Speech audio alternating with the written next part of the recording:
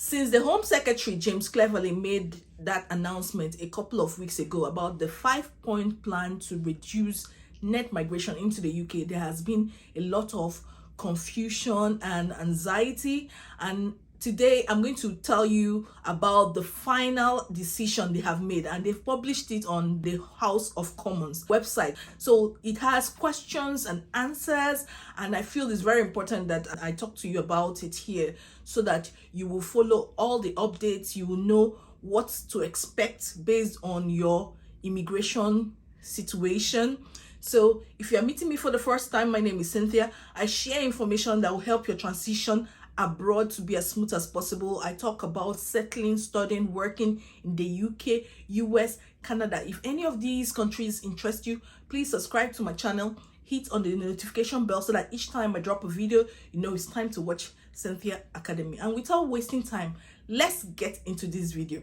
It's changes to legal migration rules for family and work visas in 2024. So it has frequently asked questions and the answers the government has given to those questions. This was published on 12th of December 2024. Let's just have a look at this. The link to this website is in the description box in case you're interested in reading it to understand it better. If you scroll down here, you'll see the 5 changes that were announced, including the fact that social care workers will not be allowed to bring their dependents into the UK. Let's just scroll down to the Q&A. The first question is, when will the changes happen? It says next spring, according to the Home Secretary. No further information about timings is currently available. People who lodge visa or visa extension applications in the meantime are unaffected. Will there be advance warning of the exact date for the changes? It says statements of changes must be laid before the Parliament and are therefore published. There is no minimum length of time that statements need to have been laid before coming into force. But by convention, there is usually at least 21 days between the statement being laid and the changes in it taking effect. Sometimes it could be longer. I'll make sure I provide you with the dates that the statement of change has been laid to the House of Commons so that you don't miss anything.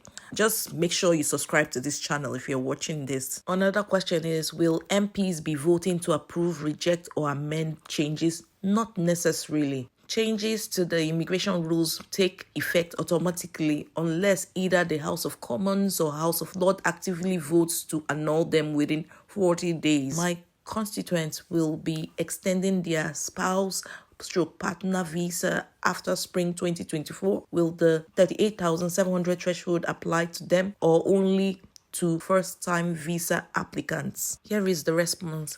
A government spokesman initially confirmed it would apply to visa extensions, but the Home Office has since said this has not been decided.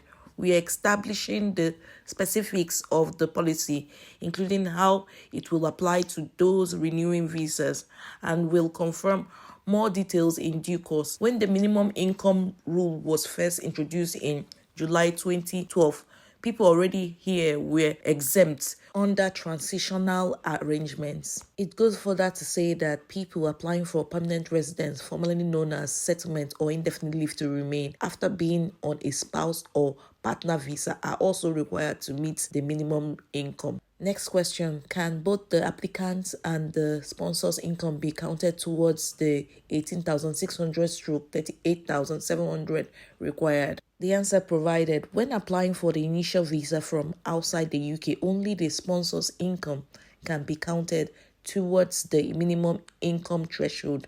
For extensions and permanent residence, both incomes count. People generally need to provide evidence of having earned that income for the past 6 months, although the exact rules are complicated. There are also some options for people who do not earn the minimum income, allowing them to qualify for the visa by other means, such as by using savings above £16,000 or in exceptional circumstances. The Home Office says this will still be possible once the threshold rises. Still under spouse visa. Remember that spouse visa is different from dependent visa. Spouse visa is a visa that people who are married or in partnership with someone who is a British citizen, or perhaps that has indefinite leave to remain, that is the visa you would apply for. But if it's the dependent visa, you just have to be a dependent of a student, skilled worker visa holder, or perhaps, any other regular visa.